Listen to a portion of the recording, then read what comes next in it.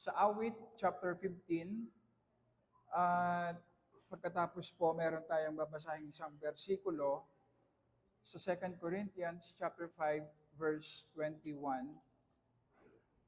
Awit chapter 15. Basahin po natin. O Panginoon, sinong sa iyong tolda ay manunuluyan? Sinong sa iyong banal na burol ay maninirahan? Siyang lumalakad na matuwid at gumagawa ng katuwiran. At mula sa kanyang puso, nagsasalita ng katotohanan.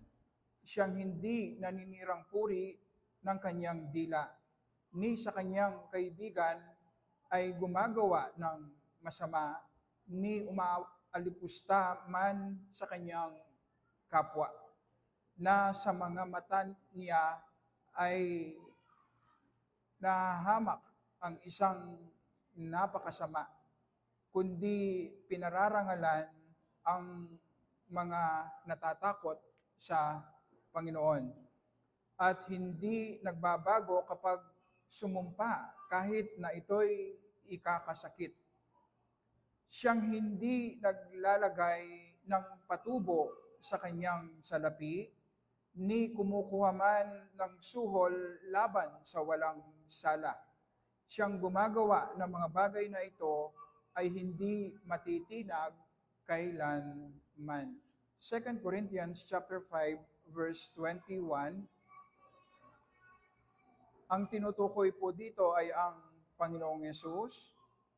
Para sa ating kapakanan, ginawa niyang may kasalanan siya. Itinuring na may kasalanan ang Panginoong Yesus na hindi nakakilala ng kasalanan upang sa Kanya tayo'y maging katuwiran ng Diyos. Merong napakahalagang tanong si King David sa kanyang awit sa chapter 15 na ito rin ang pinakamahalagang tanong na dapat nating masagot. Ang tanong niya, sino ang makatutuloy sa tolda ng Panginoon?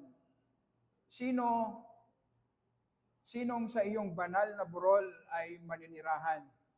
Tinatanong ni David, sino ang pwedeng makalapit sa trono ng Panginoon?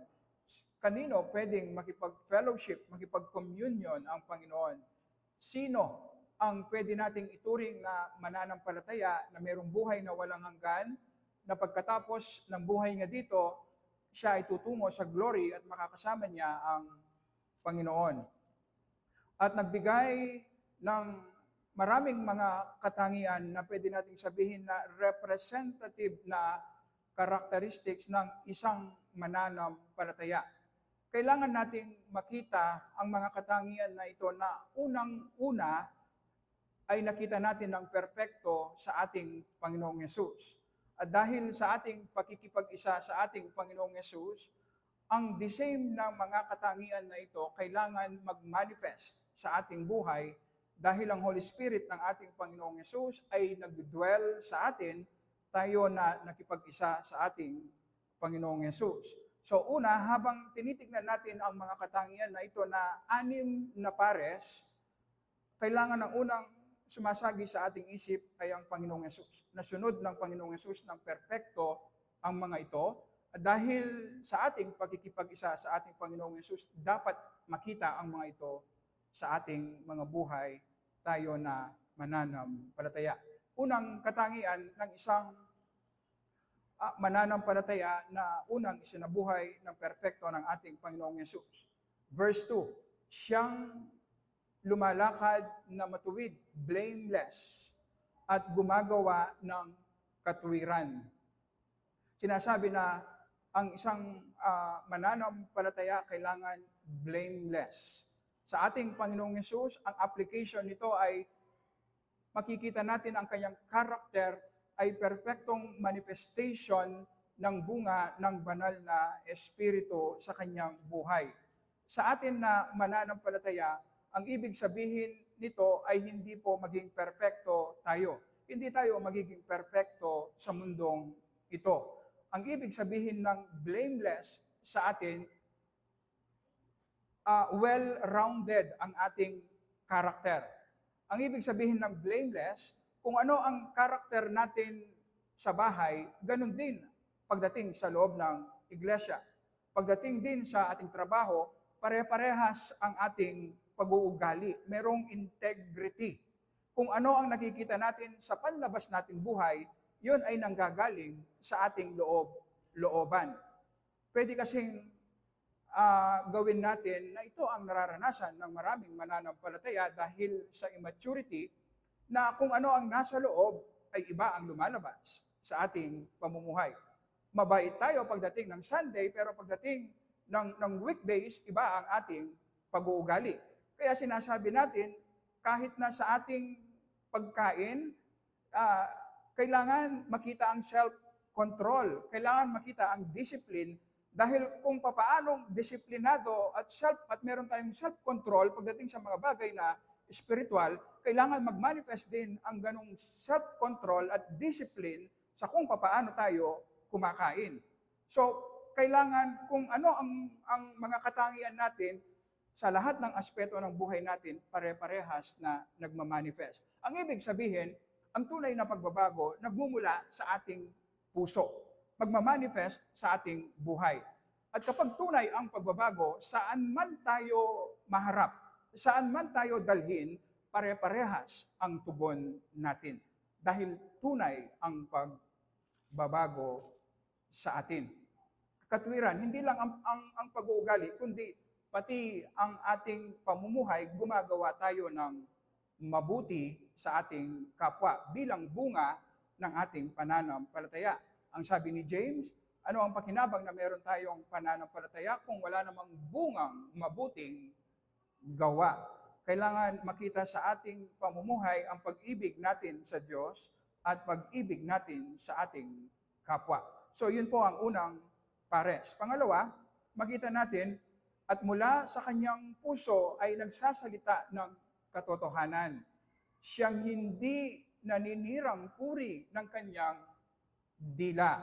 So una, makikita natin ang isang bunga dapat sa ating buhay ay nagsasalita tayo ng katotohanan. Ang isang mananampalataya kapag kausap mo, dapat lahat ng kanyang sinasabi ay katotohanan. Hindi siya nagsasabi o nakikipag-usap dahil lang para mabola niya ang kanyang kapwa, para makuha niya kung ano ang kanyang gusto. O nagsasalita siya ng hindi totoo dahil sa takot sa kanyang kapwa. Palagi nagsasalita tayo ng katotohanan. At bilang kasama nito, dahil ang katotohanan po ay dependable, trustworthy, kailangan po ang ating mga salita ay maging dependable din. Na kapag sinabi natin, ginagawa natin. At alam natin, ang perpektong nakagawa lang nito ay ang ating Panginoong Yesus. At pangalawa, makikita natin, hindi siya naninirang puri ng ibang tao.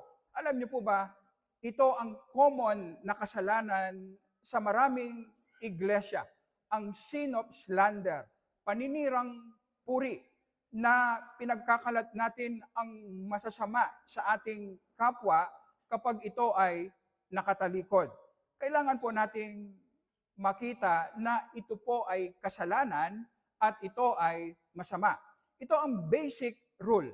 Kapag meron tayong issue o concern sa ating kapatid sa pananampalataya, kailangan pong idiretso agad natin sa taong concern.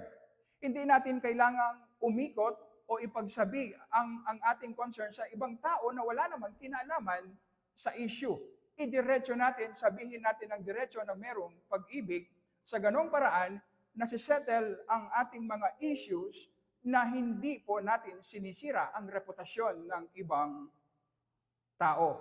At huwag natin kakalimutan, kasama sa ating obligasyon ay pangalagaan at i-build up ang reputasyon ng ibang tao.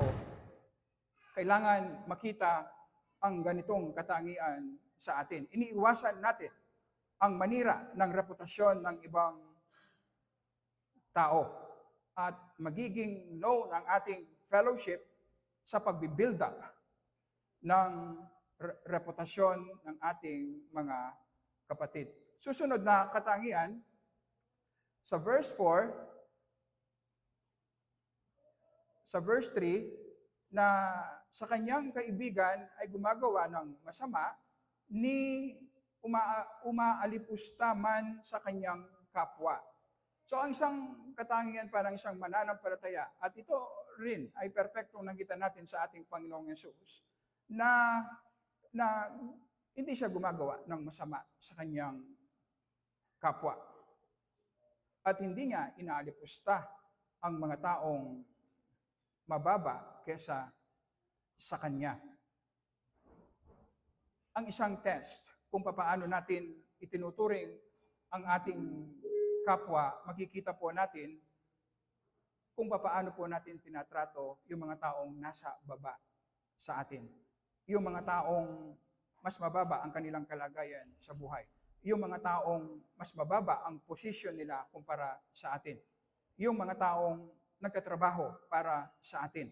Paano natin tinatrato ang mga taong ito ay merong importanteng sinasabi sa atin.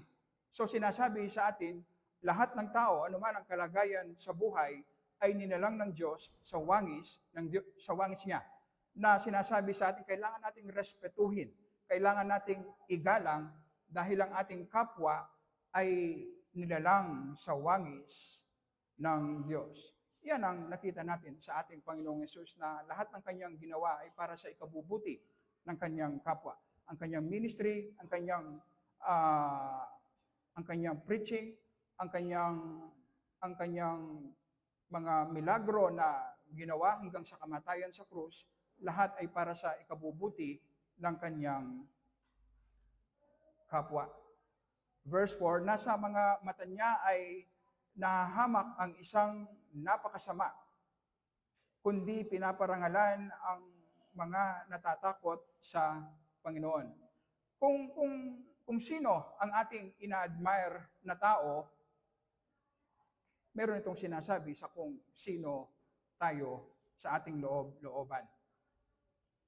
Sino ang mas matimbang sa atin? Ang isang taong matagumpay, successful, isang taong mayaman, o ang isang ordinaryong mananampalataya na nagsisikap na sundin ang kautusan ng Panginoon, nagsisikap na mahalin ang Diyos. Sino sa mga ito ang ina-admire natin? At kung sino ang ina-admire natin, reflection yun ng tunay na pagkatao natin sa looban. Kung ina-admire natin ang mga taong successful, mayayaman, kahit na ungodly ang kanilang pamumuhay, ang ibig sabihin, ang kayamanan at success ang ating sinasamba. At kung ina-admire naman natin ay ang godliness, pagsunod at pagiging matapat sa kalooban ng Panginoon, regardless kung ano ang katayuan sa buhay, ang ibig sabihin po, yun po ang binavalue natin, ang godliness. Ang isang mananampalataya na lumalago, kung ano ang kalooban ng Panginoon, kung ano ang nagbibigay ng kasiyahan sa Panginoon, yun ang kanyang ina-admire. At kung ano ang nire-reject ng Panginoon, ay nire-reject din niya. I-check natin ang ating mga sarili. Anong klaseng tao ang ating ina-admire? At yon ang magsasabi sa klase ng kalagayan natin spiritually. At hindi nagbabago kapag sumusumpa kahit na ito'y ikakasakit. Ang ibig sabihin nito, ang isang Kristiyano at ultimately nakita natin ito sa ating Panginoong Yesus, na kapag nangako, magbago man ang sitwasyon, maging mahirap man natuparin ang pangako, o magdudulot man ng disadvantage sa kanya ang kanyang ipinangako, gagawin at gagawin pa rin niya ito. Hindi ba yan ang nakita natin sa ating Panginoong Yesus? Nangako siya sa Diyos Ama na siya ay mamamatay sa cross para sa ating kaligtasan. Nung siya ay nasa Garden of Gethsemane, nag-struggle po ang ating Panginoong Yesus. Dahil napakabigat para sa isang perpektong Diyos na kargahin ang ating kasalanan sa krus. Pero ganun pa man, hindi siya tumalikod sa kanyang pangako. Itinuloy niya hanggang sa kamatayan sa krus. Ang isang mananampalataya, kapag nangako, kahit na ito ay magdudulot ng kabigatan sa kanya, gagawin at gagawin niya. Walang pakinabang na ang pagtupad natin sa ating pangako ay magdudulot naman ng advantages sa atin. Walang pakinabang. Actually, magiging abnormal tayo kung hindi natin tutuparin ang ganong klaseng pangako. Pero matitest ang ating pananampalataya. Kapag nangako tayo, kahit na magiging mahirap at magiging pabigat sa atin, tutuparin natin. Dahil yan ang nakita natin sa ating Panginoong Yesus. Panghuli, siyang hindi naglalagay ng patubo sa kanyang salapi, ni kumukuha man ng suhol laban sa walang sala. So ginagamit ito ng marami na sinasabing bawal ang magpatong ng interest sa ating mga salapi. Ang ibig sabihin, kung susunod tayo sa ganong logic, kasalanan ng manghiram sa bangko o sa anumang financial institution. So, kailangan natin itong makita sa tamang konteksto.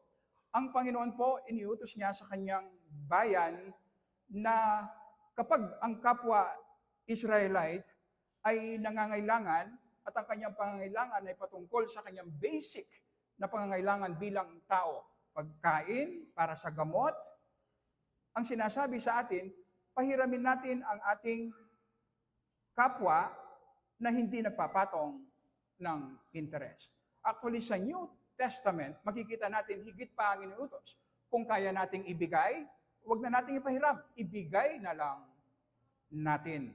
So makikita natin, ang ipinagbabawal ng Panginoon na makikita natin sa panahon natin ngayon, ito yung mga taong nagpapatong ng malaking interest, nagpapahiram sa mga taong ginagamit ang pera para sa basic na pangangailangan. Ang tao po kapag wala nang makain, kakapit yan sa patalim, hihiram ng salapi kahit na napakalaki ng interest. Yon ang ipinagbabawal dahil mas mahalaga ang kapakanan ng tao kesa sa pera. Kung kaya nating ibigay pagdating sa pangangailangan, basic na pangangailangan ng tao, ibigay natin. Huwag na natin ipahiram. Pero kung ang tao bibili ng bagong cellphone, hihiram siya, okay lang, napatungan natin ng interest. Dahil ang cellphone, hindi naman tungkol yan sa basic na pangangailangan. So merong pagkakaiba. So makikita natin ang right balance dito. At kamukha man ng suhol laban sa walang sala. Hindi siya kumukuha ng suhol. Ang isang mananampalataya na lumalago, makikita natin kahit bigyan mo man niya ng salapi para magsinungaling, hindi niya kukunin. Suhulan mo man para gumawa ng masama, hindi niya kukunin ang salapi. Dahil mas mahalaga sa kanya kung ano ang tama, ang hustisya, kesa sa salapi. At ito ang mga katangian na nakita natin ng perpekto sa ating Panginoong Yesus. Kaya ang sabi ni Pablo sa 2 Corinthians chapter 5, verse 21, ang Panginoong Yesus, nasunod niya ng perpekto ang mga kautusan at siya ang nagbayad ng kasalanan sa krus upang tayong mga makasalanan na hindi nakasunod sa mga kautusan ay magkaroon ng buhay na walang hanggan kung tayo ay mananampalataya kay Jesus para sa ating kaligtasan. Kung ikaw ay hindi mananampalataya, hindi sinasabi ng Bible na kung susunod ka sa mga kautusan, maliligtas ka. Hindi. Dahil hindi ka darating sa punto na masusunod mo ng perpekto ang mga kautusan. Ang tanging paraan para maligtas ay kung magdidepende ka kay Jesus na siyang nakasunod ng perpekto sa mga kautusan. At siyang nagbayad ng kasalanan sa krus bilang substitute upang kung ikaw ay mananampalataya sa Kanya, ikaw ay magkakaroon ng buhay na walang hanggan. Ang mabilis na application sa atin, ang sinasabi sa atin tayong mga mananampalataya, tayo po ay nakatayo sa harapan ng Diyos dahil sa katuwiran ng ating Panginoong Hesus.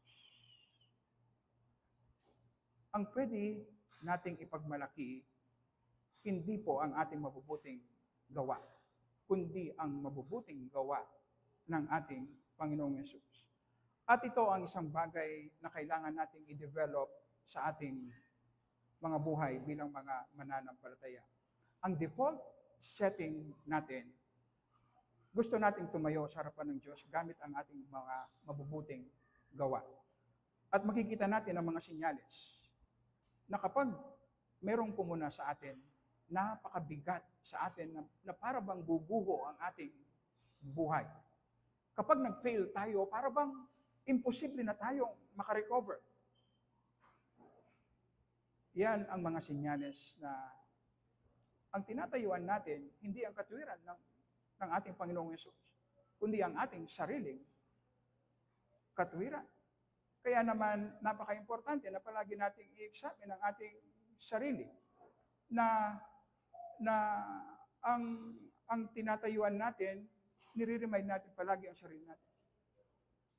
Ang katwiran, ang perpektong katwiran ng ating Panginoong Hesus, hindi ang ating mabubuting gawa. Kapag ang tinatayuan natin ay ang ating sariling mabubuting gawa, kapag nakakasunod tayo sa mga kautusan, magiging proud tayo. Kapag naman nag-fail tayo, napakahirap bumangon. Sobra-sobra ang ating pagbagsak. Ang isang taong nakipag-isa kay Jesus, na naunawaan at nararanasan na nakatayo siya sa harapan ng Diyos dahil lamang sa katwiran ni Kristo, merong stability. Nakakasunod siya sa mga kautusan, pero nananatili siyang humble. Dahil alam niyang nakatayo lamang siya sa harapan ng Diyos dahil sa katwiran ni Jesus.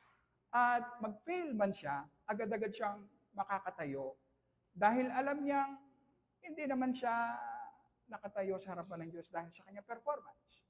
Dahil sa katwiran ni Kristo. Kaya merong stability at merong perseverance sa isang taong alam niya na siya ay nakatayo sa harapan ng Diyos dahil lamang sa katwiran ni Jesus. At ito ang reason kung bakit tayo nandito para i-worship, pasalamatan ang Panginoon sa kanyang biyaya na ang Panginoong Jesus hindi nagkasala, nasunod niya ng perpekto ang mga kautusan. Pero itinuring siyang makasalanan upang tayong mga makasalanan ay maging matuwid sa kanyang harapan. Tayo po ay manalangin.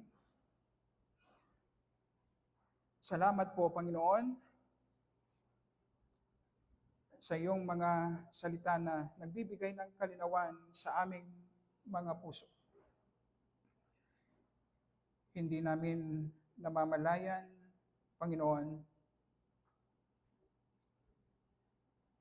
na sa araw-araw na pinaglilingkuran ka namin, Panginoon, nakakalimutan namin na tinanggap mo lamang kami dahil sa buhay at kamatayan ng aming Panginoong Yesus sa kabila ng pagiging makasalanan namin. Hindi namin nababantayan ang aming mga puso, Panginoon, dahil sa katamaran, dahil sa ignorance, Panginoon. Hindi namin namamalayan na sa mga ginagawa naming mabubuti, Panginoon, na sinasabi namin para sa iyong glory, ay pinapakain lang namin ang aming pride. Iniisip namin na kapag gumagawa kami ng mabuti, naglilingkod, ay mas lalo mo kaming minamahal, na mas iingatan at poprotektahan mo kami. Kaya naman kapag nag-feel kami, Panginoon, napakahirap. bumangon. Humihingi kami ng tawad, Panginoon. Hindi lamang kami nagkakasala, Panginoon, kundi iniinsulto namin ang iyong biyaya, ang iyong mercy sa amin. Na para bang sinasabi namin, Panginoon, hindi namin kailangan ng aming Panginoong Hesus. Hindi namin kailangan ang kanyang perpektong pagsunod at perpektong pagbabayad ng kasalanan sa krus dahil kaya naming iligtas ang aming mga sarili. Ito ay isang malaking insulto sa iyong pag-ibig, Panginoon, at humihingi kami ng tawad. At tulungan mo po kami na bantayan namin ang aming mga sarili na araw-araw i-remind namin ang aming mga sarili, Panginoon, na kaming mga masama, walang mabuti sa aming mga sarili. Dahil lamang sa perpektong pagsunod ng aming Panginoong Yesus sa iyong mga kautusan at pagbabayad ng kasalanan sa krus bilang kahadili, kaya mo kami itinuring na matuwid. Tulungan mo po kaming